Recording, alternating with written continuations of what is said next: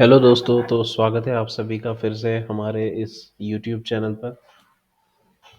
आप जानते हैं कि आपने तकरीबन 1 महीने से हमारा कोई वीडियो यहाँ पे देखा नहीं होगा। लास्ट वीडियो आई थिंक 28 अक्टूबर को हमने पोस्ट किया था, जब शायद ये कैंडल या ये वाली कैंडल यहाँ पे फॉर्म हुई थी।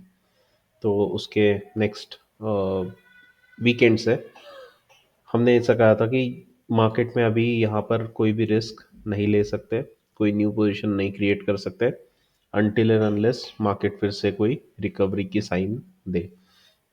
तो फिलहाल साइंस तो उतनी क्लियर है नहीं, बट लग रहा है कि कहीं ना कहीं एक बॉटम मार्केट अभी फिलहाल बनाने की कोशिश कर रहा है। खास तौर से जो फ्राइडे का मूव आया था, इसमें एक शेकआउट भी देखने को मिल रहा है यहाँ पे। एंड अब यहाँ से अगर कंटिन्यू करती है प्राइस, और एक एक तरह से देखा जाए तो इन्वर्टेड हेड एंड शोल्डर भी निफ्टी में देखने को मिल रहा है, और उसके नेकलाइन के पास ही तकरीबन मार्केट ऑलमोस्ट उसके थोड़ा सा ऊपर क्लोज हुआ है।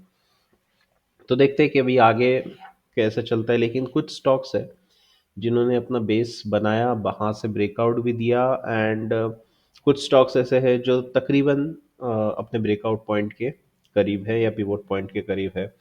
तो सबसे पहले तो एक डिस्क्लेमर जो मैं हमेशा देता हूँ कि ये एक एजुकेशनल पॉइंट ऑफ व्यू से बनाया हुआ वीडियो है।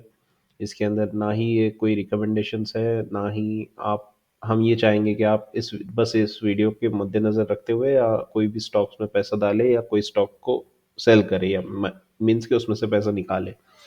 सो प्लीज़ इसको एक एजुकेशनल पॉइंट ऑफ व्यू से देखिएगा। चार्ट्स किस तरह से फॉर्म हो रहे हैं, सप्लाई डिमांड कहाँ पर है, उसको सीखने की कोशिश कीजिएगा। यही हमारी इंटेंशन है इस वीडियो को बनाने की। So let's get started. तो अगर आपको याद होगा कि हमारे जो पोजीशंस थे उसमें एक एक्टिव पोजीशन थी, जो थी यथार्थ की। तो वो स्टिल कंटिन्यू कर रही है ना। यहाँ से ये फर्स्ट हमारी 545 की पोजीशन थी। This was the stop loss 5, ये स्विंग लो के नीचे। देन जैसे जैसे फर्दर स्विंग्स बनते गए वैसे वैसे स्टॉप लॉस को ट्रेल करते गए। अभी फिलहाल 580 का एक ट्रेलिंग स्टॉप लॉस यहाँ पर है। लेट्स सी कि यथार्थ कैसे चलता है। अगर आपने हमारा इंस्टाग्राम हैंडल भी फॉलो किया है तो लास्ट वीक हमने इंस्टाग्राम में ये पोस्ट डाला था कि यहाँ पर भी एक टाइम टेक्नो में हमें लग रहा है कि ये एक अभी अप ट्रेंड कंटिन्यू कर सकती है प्राइस, बिकॉज एक बेस फॉर्मेशन से, और ख़ास तौर से बेस फॉर्मेशन से बेटर मैं ये कहूँ कि जब मार्केट्स जो है अपने बॉटम से बाहर निकलने की कोशिश कर रहे थे ये वाले रीजन में, तब टाइम टेक्नो ब्रेकआउट दे रहा था, है ना, ये पूरे बेस से। तो जब भी आपको कुछ ऐसा दिखता है कि कोई स्टॉक है जहाँ पे मार्केट का ऐसा है कि वो एक बॉटम फॉर्मेशन का साइन दिखा रहा है, उसी दौरान स्टॉक्स जो है अपने ऑल टाइम हाइस की तरफ जा रहे हैं या 52 वीक हाई की तरफ जा रहा है, तो दैट इज अ साइन कि ये एक स्ट्रॉन्ग स्टॉक है ना। और उस स्ट्रॉन्ग स्टॉक को आपको ट्रैक करना चाहिए, चाहे तो उसमें पायलट पोजीशन बना लीजिए, लेकिन this has to be tracked. तो इसमें एक हमारी पोजीशन बनी थी, पायलट पोजीशन, जो कि हमने इंस्टाग्राम पे शेयर की थी। आप देख सकते हैं यहाँ पर ये हमारा इंस्टाग्राम हैंडल है, stocks of India. Last week हमने इसके ऊपर ही अपडेट दी थी टाइम टेक्नो के बारे में। सो अगर आपने फॉलो नहीं किया है हमें इंस्टाग्राम पे तो ज़रूर वहाँ पे भी फॉलो कीजिएगा, है ना। So let's move on. So ये हो गया टाइम टेक्नो, एंड उसके बाद हाँ, अब कौन से स्टॉक्स है जो हमारे रडार पर है। तो सबसे अच्छा मुझे फ़िलहाल रेफेक्स लग रहा है। रेफेक्स में आपको अगर मैं एक चीज़ बताऊँ तो इसका कैरेक्टर, ये ज़बरदस्त कैरेक्टर का स्टॉक है। जब भी इसका कोई बड़ा बेस यहाँ से ब्रेक करता है, सो आप देख सकते हो कि ये जुलाई 2024 में इसके एक बहुत ही बड़े बेस का, मतलब ऑलमोस्ट 1 साल से जो बेस बन रहा था उसका ब्रेकआउट आया था। आप देख सकते हो कि स्टॉक किस तरह से रैली करता है after the base breakout, and ये सारी जो मूविंग एवरेजेस है ये अलाइन कर रही थी उस वक्त, है ना।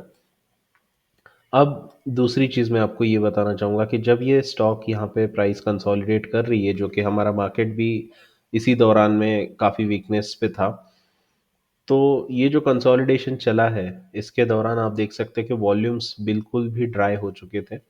दैट मीन्स कि जो जो अकोमुलेशन यहाँ पे हुआ था, उतना हेवी सेलिंग नहीं देखने को मिला, even though market conditions were bad, है ना। और कंसिस्टेंटली एक बेरिश ट्रेंड हर जगह मार्केट में नेगेटिव टॉक्स चल रही थी, बट रेफेक्स ने अपने 50 डेमा को काफ़ी अच्छी तरह से होल्ड किया, बेस फॉर्मेशन किया। और सबसे बढ़िया बात जो मुझे यहाँ पे लग रही है कि यहाँ पे इसके वॉल्यूम्स डाउनफॉल में बिल्कुल भी उभर कर नहीं आए। दैट मीन्स कि कहीं ना कहीं सप्लाई जो है स्टॉक का, वो मार्केट में काफ़ी कम है ना। और ऐसे में अब होता क्या है कि अगर स्टॉक मार्केट में आ नहीं रहा है ना, सप्लाई आ नहीं रहा है, और एक पिवट पॉइंट यहाँ पे बन चुका है, जैसे ये 573 का है। इन केस अगर प्राइस यहाँ से इसको क्रॉस कर लेती है, देर आर हाई चांसेस कि एक कंटिन्यूएशन यहाँ से प्राइस को मिल सकता है ना। Again this is a theoretical term, मतलब एक सप्लाई डिमांड की अगर थियरी हम देखें कि जब लाइन ऑफ लीस्ट रेजिस्टेंस है, जैसे ये पिवोट है, तो उससे अगर प्राइस एक अच्छे मार्केट में सप्लाई है नहीं एंड प्राइस अब ये लाइन को ब्रीच करके ऊपर जा रही है, व्हाट हैपेंस कि everybody wants to buy this stock, and since supply नहीं है मार्केट में, तो ऐसे वक्त में डिमांड ज़्यादा हो जाती है, सप्लाई कम होता है, एंड प्राइस जो है वो रैपिड अप्रिसिएशन करती है, जैसे आप यहाँ पे देख सकते हो, या यहाँ पे देख सकते हो, ये यहाँ पे देख सकते हो, है ना। तो ये सप्लाई डिमांड का कुछ इस प्रकार से रूल होता है, जो कि स्टॉक्स फॉलो करते हैं, प्राइजेस फॉलो करती है इन एवरी ट्रेडिंग, ना सिर्फ स्टॉक्स में ही नहीं, बट कमोडिटी, करेंसी, जहाँ जहाँ पे ट्रेड होते हैं वहाँ पे ये चीज़ें फॉलो होती है।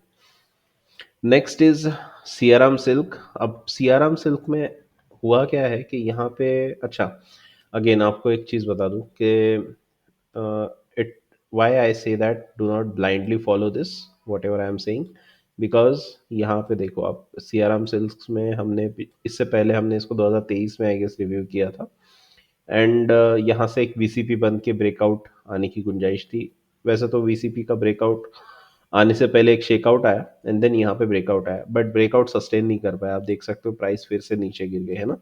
सो प्लीज़, मैं जो भी कह रहा हूँ ये सप्लाई डिमांड की थियरीज के अकॉर्डिंग है, और मार्केट में जो price actions and volume actions देखने को मिल रहे हैं उसके अकॉर्डिंग है। दिस डज नॉट मीन कि जो भी स्टॉक्स आप यहाँ पे स्क्रीन पर देख रहे हो they will perform as expected, क्योंकि मार्केट्स बहुत ही डायनेमिक होते हैं, है ना। सो कुछ चीज़ों पे हमारा कंट्रोल नहीं है तो वो एक्सेप्ट कर लेना चाहिए, इसका मतलब ये नहीं कि उन्हें देखना बंद कर लेना चाहिए, लेकिन जो रिपीट हिस्ट्री होती है मार्केट में, अक्सर हिस्ट्री रिपीट होती है, जैसे पैटर्न्स रिपीट होते हैं, बिकॉज ऑफ ह्यूमन बिहेवियर जो है वो चेंज नहीं होता, ग्रीड एंड बियर वाला। So that's why. तो प्लीज़ इसको यही मैं बताना चाहता था कि यहाँ से ऐसे भी कुछ एग्जाम्पल्स होते हैं जहाँ पे हमारी जो एनालिसिस है वो बिल्कुल भी काम नहीं करती। मुझे कोई इसमें शर्म नहीं आती बताने में, बिकॉज मैं जानता हूँ कि मार्केट किसी के भी कंट्रोल में नहीं रहता unless and until you have a really big pocket. तो अच्छा, पॉइंट पे आते हैं कि यहाँ पे हो क्या रहा था। एक एक एक कह सकते हैं कि एक रेंज बाउंड चल रहा था मार्केट यहाँ पे, सियाराम सिल्क्स में, है ना। एक एक रेंज में काफ़ी दिनों से या सालों से कह सकते हैं कि मार्केट एक रेंज में चल रहा था। उसके बाद एक सडन मूव यहाँ से शुरू हो जाता है, ब्रेकआउट आने के बाद ये बड़ा बेस जो है इसको ब्रेक करके प्राइस ऊपर जा रही है। आप देख सकते हैं कि ये मूविंग एवरेज इस 50 एंड 200 डे में अलाइन हो गए, ठीक है। अब यहाँ से ये कंसिस्टेंटली इन्होंने इतना गेन किया, अगर मैं इसको वीकली चार्ट पर आपको बताऊं, तो with in 10 weeks I think इसने 100% के ऊपर छलांग मारी है। अब 10 बार यानी 10 हफ्तों का प्राइस पैटर्न है, ये प्राइस प्राइस एक्शन है, सॉरी। एंड 10 हफ्तों के प्राइस एक्शन में आप देख सकते हो कि 111% प्राइस भागी है ना। सो दैट मीन्स कि यहाँ पर विथ वॉल्यूम, है ना। तो सबसे पहली बात तो ये पावर प्ले कैसे होता है, पावर प्ले में होता क्या है कि एक इलोंगेटेड टर्म होती है जहाँ पे प्राइस काफ़ी रेंज बाउंड होती है, एंड एक सडन मूव उसके अंदर शुरू हो जाती है। और जब वो मूव शुरू हो रही है साइमल्टेनियसली वॉल्यूम्स भी मल्टीपल फोल्ड्स, यहाँ के जो एवरेज वॉल्यूम्स है उनसे मल्टीपल फोल्ड्स ज़्यादा वॉल्यूम आपको देखने को मिलते हैं। And that action goes on for 8 to 10 weeks, है ना, विद इन 10 वीक्स ही कह लो 100% से ज़्यादा प्राइस गेन कर लेती है। अब ये गेन होने के बाद अब हमारा काम क्या है कि यहाँ से अब इसको ऑब्जर्व करना है ना, जिस तरह से हमने काइटेक्स में किया था, अगर आपको याद हो। तो काइटेक्स में भी कुछ इस तरह से प्राइस निकल के आई थी, and then there was this consolidation forming, जैसे कि आप यहाँ पे देख सकते हो। और उसके बाद एक ब्रेकआउट आया था, तो तब हमने उसको ऐसा बताया था कि यहाँ से प्राइस अप मूव दे सकती है, एंड ऐसा ही हुआ था लकीली क्योंकि काइटेक्स का एग्जाम्पल आपके सामने ये रहा। 394 का हमारा पिवोट था। आप देख सकते हो कि यहाँ से प्राइस जो है सिमिलरली एक बड़े बेस से बाहर निकली थी, 80-90% का गेन लेकर, एंड फिर एक कंसोलिडेशन हो रहा था, 394 का पिवट था। उसके बाद से आप देख सकते हो कि काइटेक्स किस तरह से ऑलमोस्ट डबल से भी ऊपर गया है। आई थिंक 100% से भी ज़्यादा इसने गेन कर लिया ऑलरेडी। 119%, 120% का गेन है वहाँ से। है ना, जब भी एक साइलेंट फेज में से प्राइस बाहर निकलती है ऑल ऑफ अ सडन, और जैसे जाइगेंटिक वॉल्यूम्स आपको देखने को मिलते हैं, you have to look closely, and आपको उसको ज़रूर ऑब्जर्व करना चाहिए ऐसे स्टॉक्स को। So moving on to next stock, Vidhi speciality ingredients. तो अभी इसकी स्पेशलिटी क्या है, अगर मैं आपको इसका वीकली चार्ट बताऊं, तो यहाँ पर आप देख सकते हो कि एक कप एंड हैंडल सेटअप या वीसीपी सेटअप कह लो, I think cup and handle ही कहते हैं, वो सेटअप फॉर्म हुआ है। यहाँ पे एक ज़बरदस्त सप्लाई जोन है ना, प्राइस यहाँ पे आती है, उसको पुल बैक मिलता है। Again it tries to be here, again it gets a pull back, it attempts for the third time, again a pull back. लेकिन आप एक चीज़ देख सकते हो कि ये जो पुल बैक्स है, ये छोटे छोटे होते जा रहे हैं। जैसे कि फॉर एग्जांपल यहाँ से यहाँ तक का पुल बैक कितने था, -40% के आसपास का था। उसके बाद यहाँ से तो ये वाला पुल बैक अगर देखा जाए तो दिस वाज अराउंड 22%, है ना। एंड जो रिसेंट पुल बैक आया था, दिस वाज अबाउट 17.5, 18% पकड़ लीजिए, इतना पुल बैक था ये। एंड ब्रेकआउट से पहले आप देख सकते हो कि प्राइस एक शॉर्ट रेंज में यहाँ पे ट्रेड कर रही थी, एंड उसके बाद इसने ब्रेकआउट दे दिया। और जब ये ब्रेकआउट आया है, जैसे वीकली कैंडल पे आप देख सकते हो कि ये जो ब्रेकआउट आया, दैट मीन्स कि यहाँ पर जितना भी सप्लाई अवेलेबल था, ये सारा सप्लाई अब प्राइस ने एब्जॉर्ब किया है ना। तो यहाँ से अगर ये सप्लाई एब्जॉर्ब किया है, तो there will be a new demand coming in, and हो सकता है कि जब प्राइस पुल बैक भी करे, तो यहाँ का जो लेवल है ना, ये पूरा एक एक तरह से, मैं इसको कैसे बताऊँ, तो ये जोन जो है, this will act as a support. पूरा ये जो जोन है, this can act as a support to this price when the pull backs happen. तो अभी हमारा काम ये है कि बस यहाँ पे एक ऑब्जर्व करना है कि कब ऐसा एक स्मॉल बेस यहाँ पे बनता है, and if there is a breakout happening out of that base, तो यहाँ पर एक पोजीशन क्रिएट करने के बारे में हम सोच सकते हैं। ठीक है, now moving on to next, and that is Gokex. So Gokex में क्या है कि heavy accumulation and big base breakout हो रहा है, एंड अगेन सेम थिंग, यहाँ पर भी हम वेट करेंगे कि कहीं ना कहीं एक छोटा सा पॉज प्राइस की मूवमेंट में आए, कुछ इस प्रकार से, सॉरी, है ना, this is what we are looking for. Not necessarily कि इतना ही होगा, हो सकता है कि एक पुल बैक आया और उसके बाद भी ब्रेकआउट आ सकता है, नॉट नेसेसरी, बट ये एक विजुअलाइजेशन के लिए मैंने आपके सामने ऐसा ड्रॉ किया है। या फिर हो सकता है ये दो ना होते हुए 3 या 4 बार भी कॉन्स्ट्रिक्ट हो जाए प्राइस, है ना। सो फॉर दैट, अब आप यहाँ पे देखोगे तो हेवी अक्यूमुलेशंस आपको देखने को मिलेंगे प्राइस के अंदर, जैसे यहाँ पे है, यहाँ पे है, उसके बाद यहाँ पे ये जब बेस से ब्रेकआउट हो रही थी प्राइस, तो तब, है ना।